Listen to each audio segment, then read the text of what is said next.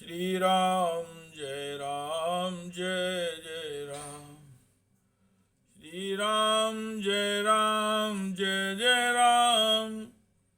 श्री राम जय जय राम। ओम परमात्मने नमः।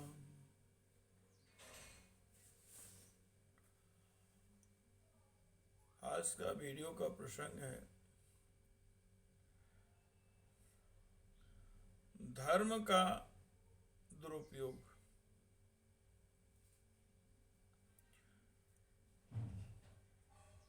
जो धर्म के ठेकेदार हैं वह धर्म की व्याख्या अपने स्वार्थ के अनुसार ही करते हैं और जिसका प्रभाव समाज पर विपरीत पड़ता है और जिससे समाज में आपस में जनता भड़कती, लड़ती, मरती रहती है। धर्म का अर्थ है धर्म और कर्म एक सिक्के के दो पहलू हैं। यदि कर्म सही ढंग से किया जाए तो वही धर्म हो जाता है, धर्म का रूप ले लेता है। और यदि धर्म का पालन सही रूप में किया जाए तो वही एक सच्चा कर्म करने के लिए प्रेरणा देता है। धर्म का अर्थ है किसी भी व्यक्ति को, प्राणी मात्र को, जरूरी नहीं है कि वह इंसान ही हो, प्राणी मात्र के लिए तन मन धन किसी भी रूप से उसको पीड़ा ना पहुंचाना, बस एक ही अर्थ। दूसरा अर्थ यह है कि वह व्यवहार जो हमको स्वतः अच्छा न लगे, जो हमारे साथ कोई व्यक्ति करे और वो हमको पीड़ा दे, कष्ट दे, दुख दे, बस यह विचार कि हम कर्म करें और दूसरों के साथ वही व्यवहार करें तो कभी अधर्म नहीं हो सकता, हो ही नहीं सकता।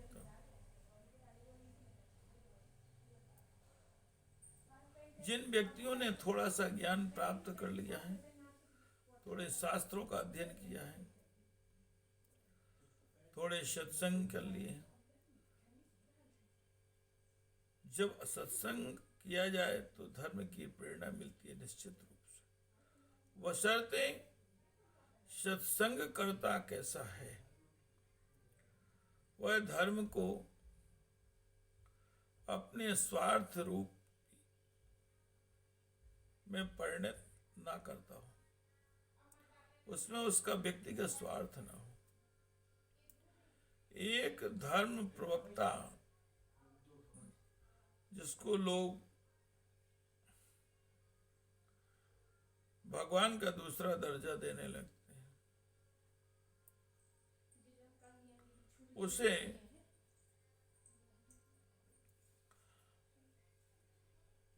ऐसा प्रवचन देना चाहिए कि जिसका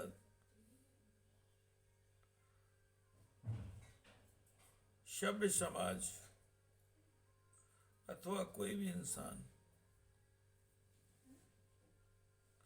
उसका स्वरूप सिर्फ धर्म पर ही ले। रामायण में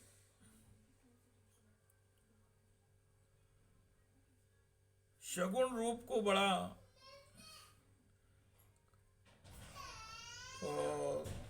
क्रिटिकल बताया है कि इसको समझना बड़ा टेढ़ा है। इसमें बड़े ऋषि मुनि भी भ्रमित हो जाते हैं। सनकादि ऋषि जैसे हैं कि जो मानस पुत्र हैं, नारद जी जैसे जो भगवान के अवतार माने जाते हैं, ये भ्रमित हो जाते हैं। सगुण रूप में किसी अवतार की कल्पना है नहीं है, इसकी परीक्षा कैसे ली जाए। बड़ा मन को भ्रमित कर देने वाला शब्द है। जैसे भगवान श्री राम को हम राम भगवान कहते हैं भगवान हैं, ये सत्य है। भगवान कृष्ण भगवान है, ये सत्य है। लेकिन फिर भी मन को भ्रम पैदा कर देते हैं, क्योंकि ऋषियों मुनियों को हुआ, तो हम तो साधारण व्यक्ति हैं। उनके बराबर ना तो हम शास्त्रार्थ कर सकते, ना अध्ययन कर सकते, ना भक्ति कर सकते हैं, क्योंकि उन्होंने तो हजारों वर्षों की तपस्या की, 10-10 हजार वर्ष तपस्या की। जिसकी जैसी शक्ति उसने वैसी तपस्या की और भगवान को प्राप्त किया। आज तो मनुष्य की उम्र ही नहीं, उतने समय में भी उसको करना है सब कुछ। पहले बात तो भरण पोषण का करना, फिर भक्ति करना। और भक्ति जरूरी तो सी है कि वो तो भगवान की कृपा के बिना प्राप्त नहीं होती, सत्संग के बिना प्राप्ति नहीं होती, बिना ऋषियों मुनियों की भगवान की कृपा, ये सारी चीजें उसमें समाहित हैं। जो लोग कर भी लेते हैं, करते हैं तो उनको ढोंगी बना के और ये सब कला वाला का रूप दे देते हैं, जबकि ऐसे नहीं है। ऐसी बात तो हो ही नहीं सकती जब तक भगवान की कृपा तुम्हारे पर नहीं होगी।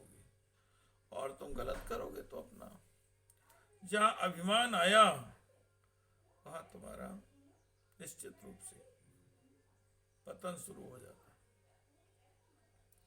जहां तुमने व्यक्तिगत स्वार्थ के लिए अपना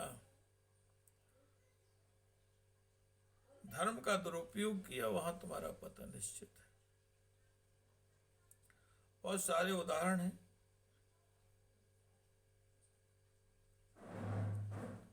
जिन्होंने आज भगवान की जन्मभूमि पर, कृष्ण जन्मभूमि पर विधर्मियों ने ये सब कुछ किए हैं, क्योंकि वो निर्गुण को, निराकार स्वरूप को स्वरूप नहीं जानते। निराकार का मतलब है कि सिर्फ हवा, जिसका कोई स्वरूप ही न हो। और सगुण रूप का मतलब है स्वरूप, एक हमको माध्यम। हमको भगवान का माध्यम इसलिए चाहिए, स्वरूप का एक माध्यम इसलिए चाहिए कि हमारा मन वहां स्थिर हो सके और हम उसका चिंतन कर सकें, उस परम पिता की आराधना कर सकें। निर्गुण निराकार में यह है कि जिसका कोई आकार ही नहीं, सिर्फ वो ओमकार, एक शब्द से ही उसका आराधन किया जा सकता है। लेकिन जो कल का धर्म ही नहीं जानते, धर्म की व्याख्या ही नहीं जानते और उसको निर्गुण कर लेते, जैसे माना कि एक उदाहरण है, सनातन धर्म में जितने भी देवी देवता हैं निश्चित रूप से उनने अवतरित हुए हैं एक ब्रह्म से।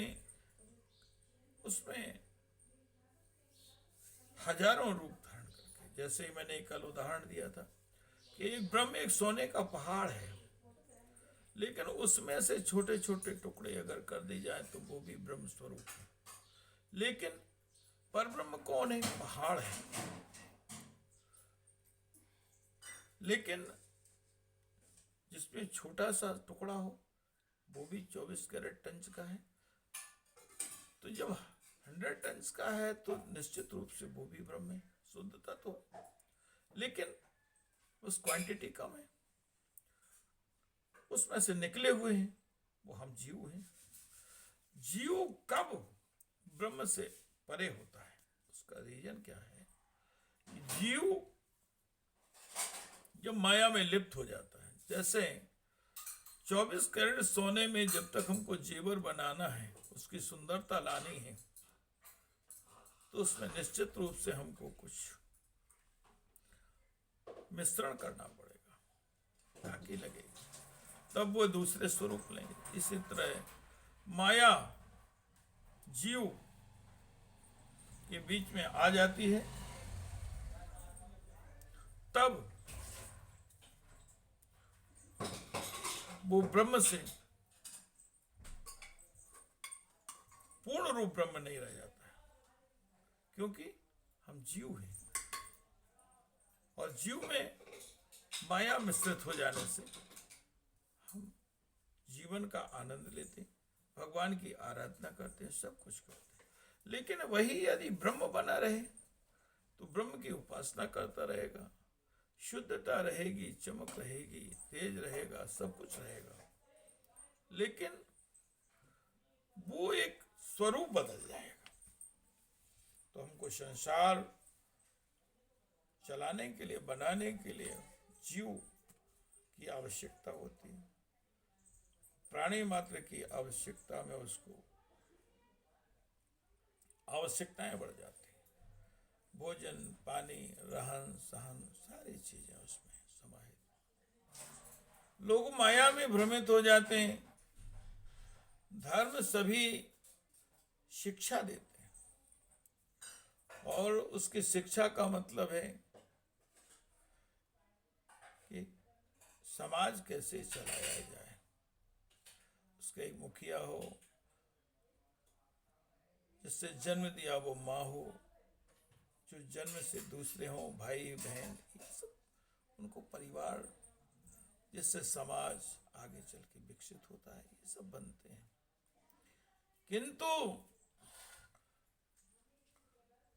जो धर्मावलंबी उनके प्रणेता बन जाते हैं, चलाने वाले बन जाते हैं, मुख्य बन जाते हैं, वो उसकी व्याख्या अपने अनुसार करने लगते हैं और स्वार्थ करने लगते हैं, नियम बना लेते हैं। जनता भोली भाली होती है, उन पर चलने लगती है। सभी शिक्षित नहीं होते, सभी ज्ञानी नहीं होते, उनकी बातों का अनुसरण करने लगते हैं। यही आपको एक बात कहते हैं कि निराकार और साकार। साकार तो सगुण रूप निश्चित रूप से भगवान के अवतारों में हो, लेकिन जो निराकार के मानने वाले हैं आज विधर्मी, जिनको कहना चाहिए कि हट धर्मिता, इनके पास कोई ज्ञान न होने से स्वतः नहीं जानते कि निराकार है क्या। निराकार में जहां तुमने एक मस्जिद बनाई, मिट्टी रख दी, वो क्या हो गया? मजार बनाई, मिट्टी रख दी, मिट्टी क्या है? स्वरूप हो गया है, साकार हो गया है। निराकार में तो कहीं आकार है ही नहीं। अब तुम उस मिट्टी पे क्या करते हो? तो तुम साकार में तो वैसे ही आ गए हो।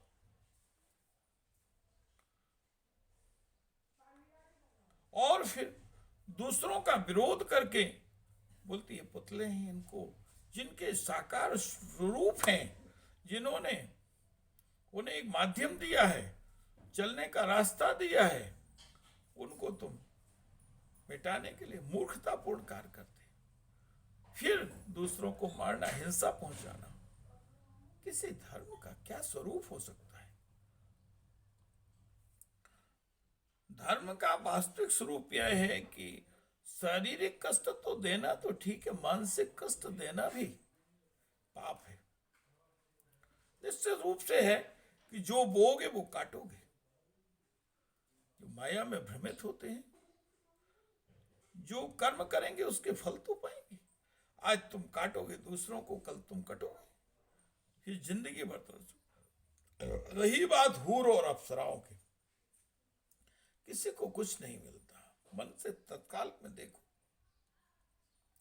क्या कोई हूर वर्तमान में तो तुम देख नहीं पाते हो, भविष्य क्या तुम दूसरों को हिंसा पहुंचाने वाले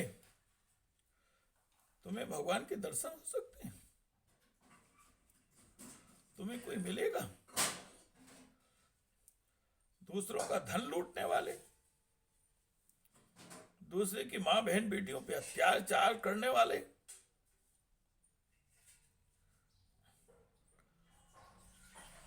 अपनी पत्नियों को निराधार छोड़ने वाले, अत्याचार करने वाले,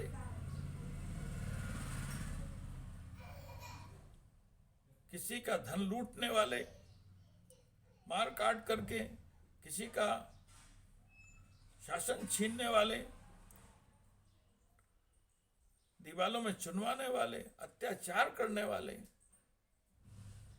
निश्चित रूप से तुम्हारा पतन तो आवश्यक है ही, लेकिन तुम्हें उसके फल भी भोगने पड़ेंगे। ईश्वर वही है जो सबका फल एक समान देता है। जो दूसरों को पीड़ा देके उसका मांस भक्षण करते हैं, क्या उनको कभी सुख मिल सकता है? As you sow so will like, so will reap. तुमको काटना ही पड़ेगा, वो तो जो बोगे वो तो काटोगे। लेकिन ओले की तरह हो, जब ओला ऊपर से गिरता है तो सारी फसल नष्ट कर देता है, लेकिन कुछ देर बाद स्वतः मिट जाता है। धर्म क्या है? धर्म तो बहुत बड़ी चीज है। धर्म में सिर्फ सात्विकता है, किसी को कष्ट नहीं पहुंचाना, उसमें सुख मिलता है। भले ही तुम्हारे पास दौलत ना हो, लेकिन मानसिक सुख निश्चित रूप से होगा।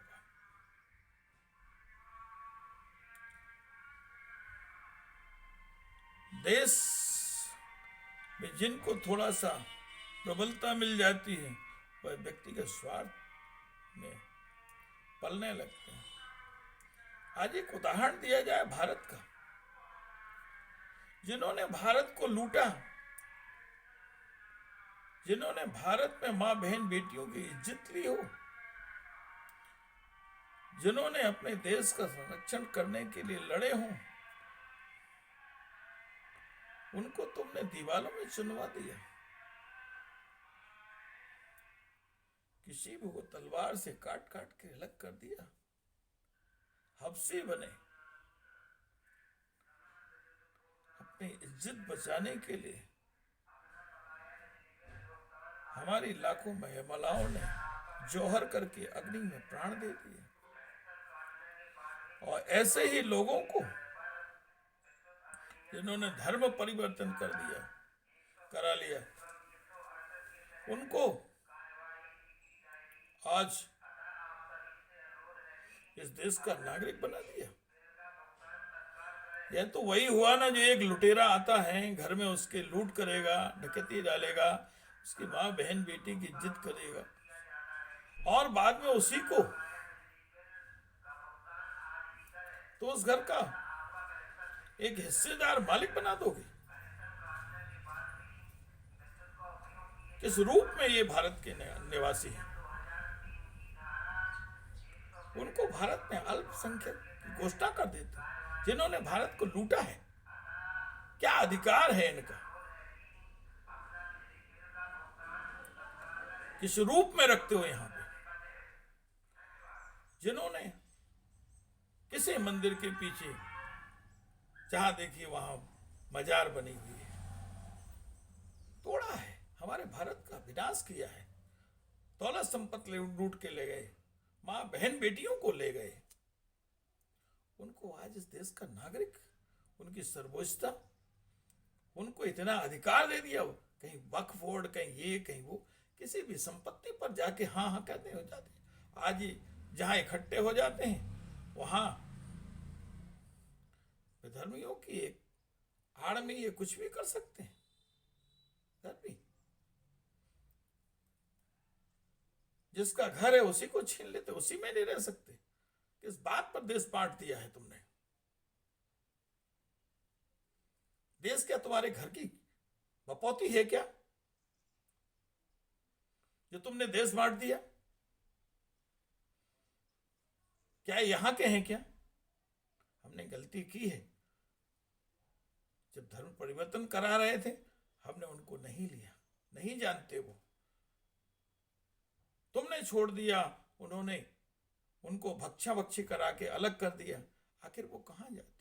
निश्चित है आज 10 पीढ़ियां बीत गई उनके साथ, वो नहीं जानते कि तुम क्या हो, वो तो वही जानते। हमारा जिस बात बच्चे को जिस जन्म में से जहां उसको संस्कार जैसे मिलेंगे वही जानेगा ना। आज तुमसे अलग है, उनकी कोई इच्छा नहीं। वो आज भी बहुत सारे ऐसे परिवार हैं जो अपने को आना चाहते हैं, लेकिन रूढ़वादियां हमारे भारत में आज भी जाति धर्म पर शासन करने वाले राजनीति की जा रही है। अगर जाति शब्द इस भारत से हटा दिया जाए तो शब्द किसी को ये राजनीति की रोटी सेकने का मौका नहीं मिलेगा, हमारा भारत एक हो जाएगा।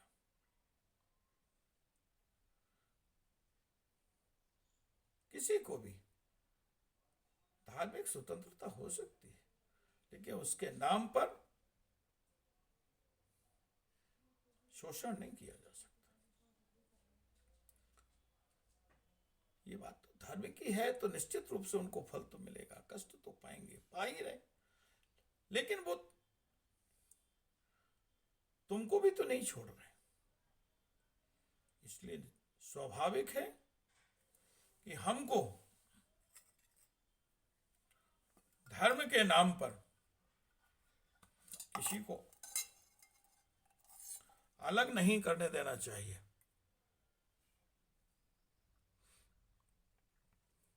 धर्म निश्चित रूप से धर्म ही है, और धर्म की व्याख्या भी यही है कि हम किसी को बस कष्ट ना पहुंचाएं। प्राणी मात्र को भोजन देना, पानी देना, उसके रहने की व्यवस्था, उसके कष्ट दूर करना, यही धर्म है। ये धर्म है क्या? किसी महिला को जो उसके अनुसार उसका अनुसरण नहीं कर सकती, उसकी इच्छाओं की पूर्ति नहीं कर सकती, तलाक तलाक तलाक करके हटा दो उसको। जब एक स्त्री पुरुष के साथ में भी सुरक्षित नहीं है तो क्या वो अकेली सुरक्षित रह सकती है? भारत में वेश्यावृत्ति, जितने व्यभिचार, जितने ये चकलाघर, ये मुजरा, ये दुनियादारी खुले हुए हैं, ये सब इसी का परिणाम है। निश्चित रूप से इस भारत से जाति शब्द हटाकर इस बात का संविधान में संशोधन करना चाहिए। संविधान में कोई बड़ी बात नहीं है, जिसने जो समझ में आया वो लिखा, लेकिन आज संविधान में इस बात की जरूरत है कि उनको, जिनको जबरदस्ती धर्म परिवर्तन कराया गया है, यदि वो स्वतः अपने घर आना चाहते हैं तो उनको स्वागत है। नागरिकता हम उन्हीं को देंगे जो भारत के हैं। लुटेरों को हम भारत की नागरिकता नहीं दे सकते, उनसे सब अपना वापस लेंगे। अगर हमारे हैं निश्चित रूप से हम उनको अपनाते हैं, भले ही देर हो गई है, कोई दिक्कत नहीं। आज जो भी भारत में हो रहा, बोले आतंकवाद, उनको शरण देते हैं, उनको बचाते हैं, पत्थर मारते हैं। कश्मीर से जो बाहर के, जो यहाँ के हैं ही नहीं, वो राज कर रहे हैं, हमको हटा दिए। तो पहले में मुगलों में आज में क्या फर्क है? हमारे पंडित बाहर फिर रहे हैं, हमारे हिंदू बाहर फिर रहे हैं, वो वहां राज्य कर रहे हैं। उनको विधर्मी शिक्षा दे करके, वर्गला करके, धर्म के नाम पर आतंक बना दिए जाते हैं, आतंकवादी बना दिए जाते हैं गरीब बच्चे। या तो वो मर जाते हैं या मारते हैं।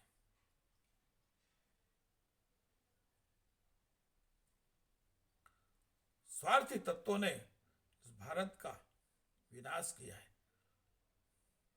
हमारे घर में घुसकर हमारी लूट करने वाले, हमको पतित करने वाले, और हमारे ही देश के नागरिक हमारे घर के ही मालिक बन गए। किस बात की नागरिकता है इनको? आज भी जिस मंदिर पर जाते हैं वहीं मजार बन जाती है, उस पर अधिकार हो जाता है, कोर्ट चले जाते हैं। किस बात का कोर्ट? किस बात पे जाएंगे हम? उनका अधिकार क्या है?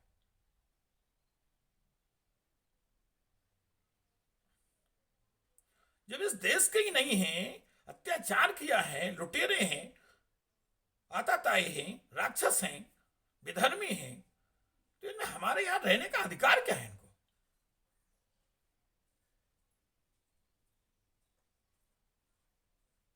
आज तक किसी के मुंह से मैंने ये नहीं सुना कि नहीं, ये निश्चित रूप से हमारे देश को लुटेरे हैं। कोई हमारे देश में लुटेरा बनकर के कुछ दिन आके हमारे पर शासन कर ले तो हम बाद में भगाएं उसको, तो भगेगा नहीं। हम भगाएंगे नहीं, हम सक्षम हो जाएंगे तो क्यों रखेंगे हम उनको यहां? मूर्खों ने देश को बांट दिया है, उनको और देश दे दिया है। आज भी वो आतंक फैला रहे हैं। शासन कुछ नहीं कर पा रहा, कहीं बग बोर्ड बना दे रहे, कहीं इनको प्रॉपर्टी दे रहे। उनको आज भी वो खुलेआम देश के विरोध में काम कर रहे हैं, देश को लूट रहे हैं, मार रहे हैं, गलत शिक्षाएं दे रहे हैं, शस्त्र एकत्रित कर रहे हैं।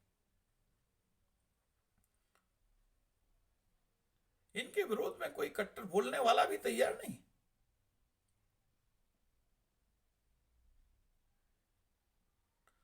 ये तो निश्चित रूप से मान के चलिए कि अगर ये तीन संगठन नहीं होते भारत में, आरएसएस, विश्व हिंदू परिषद और बजरंग दल, तो निश्चित रूप से ये लोग आज पुनः उसी स्थिति में कर देते, भारत को गुलाम बनाने की स्थिति में कर देते। ये कांग्रेसी, ये अन्य समाजवादी, ये सभी उसी स्तर पर पहुंचा देते हैं। ये अपने स्वार्थ के लिए है, किसी को भी कुछ भी कर सकते हैं, लुटेरे हैं, बेच देते हैं। इन्होंने देश को बेचा है। आज एक देश का बेचारा लगा हुआ है, वो भी इतनी बड़ी संख्या में कर दिए, सब उसका विरोध करते हैं कि उसको अलग करने में बड़ी मुसीबत जा रही है। निश्चित रूप से करेगा वो, समय लगेगा।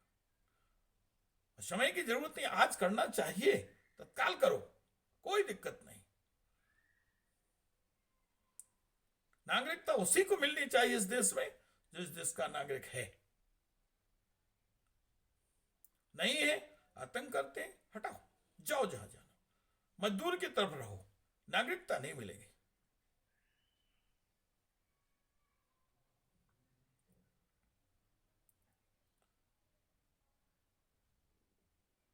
धर्म सिर्फ सनातन है। धर्म के नाम पर विधर्मी एक भी शब्द नहीं बोल सकते, जो हमारे देश के नहीं है, और इनको नागरिकता भी प्राप्त नहीं होगी। भारत के संविधान में संशोधन होगा इस बात का।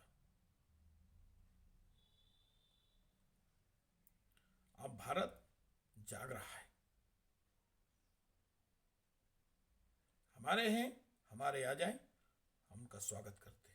उनको नागरिकता मिलेगी और उनको जितनी भी सारी सुविधाएं वो मिलेंगी। लेकिन आतंकवादियों को, जो इस देश के नहीं है, विधर्मियों को कोई नागरिकता नहीं। जहां जाना वहां जाए। पाकिस्तान, वो भी हमारा पूरा भूमंडल है, उसको भी ये लेंगे। या तो हमारे हैं, हमारे में रहें, कोई दिक्कत नहीं, उनको पूरी सुविधाएं दी जाएंगी, कोई भूखों नहीं मरेगा। लेकिन अगर विधर्मी बन के रहेंगे, आतंकवादी रहेंगे, इनको देश से भगाया जाएगा। होना तो एक दिन है, जो होना हो जाए, जो कल होना वो आज हो जाए, क्या फर्क पड़ता है। आज के लिए सिर्फ इतना ही। धन्यवाद। जय श्री सीताराम।